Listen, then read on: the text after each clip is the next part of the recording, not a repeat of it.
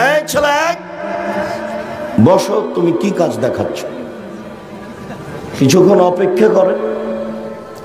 আলহামদুলিল্লাহ অনেক মানুষ উপস্থিত হয়েছেন, একটু ভদ্রতা বজায় রেখে কিছুক্ষণ অপেক্ষা করেন।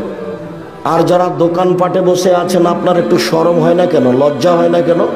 আপনি ওখানে বসে কি করছেন? আপনার একটু হায়া হয় না কেন? আপনি নিজেকে একটু মানুষ মনে করেন না কেন? বুঝে না ওরা, অন্তর আছে বুঝে না, দেখেও দেখে না ওরা, চক্ষু আছে দেখে না, শোনেও শোনে না ওরা, কান আছে শোনে না। উলায়েকা কালা আনাম, তারা পশু প্রাণীর মতো, তারা গরু ছাগলের মতো, তারা কুকুর শ্রীরের মতো, বালহুমাজাল, বরং তার চেয়ে খারাপ। আল্লাহ মানুষকে বলছেন যে ওরা কুকুর শ্রীগালের চেয়ে খারাপ, পশু প্রাণীর চেয়ে খারাপ, এই কথা আল্লাহ বলছেন। আজকের দিনে আপনাকে টিভি দেখতে হবে পাশে বসে, এর কত প্রস্তুতি আছে, কত খরচ আছে। আমরা কিভাবে এসেছি কষ্ট করে, আর আপনি এখনো টিভি নিয়ে বসে থাকেন। ল্যাংটা মেয়ে দেখার আপনার এতই স্বাদ।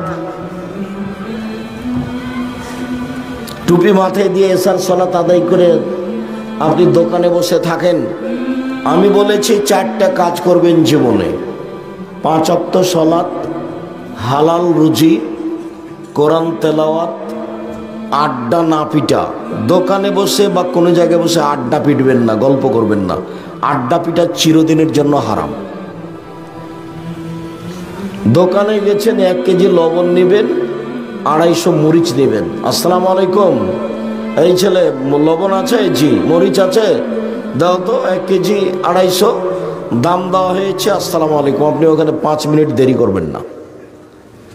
যারা বসে গল্প করে, দোকানে বসে আড্ডা পিটে, এদের খাসলত খারাপ, এদের স্বভাব খারাপ, এদের খাসলত খারাপ, এদের স্বভাব খারাপ, এদের চরিত্র খারাপ, এদের আচরণ খারাপ, নিম্ন শ্রেণীর মানুষ।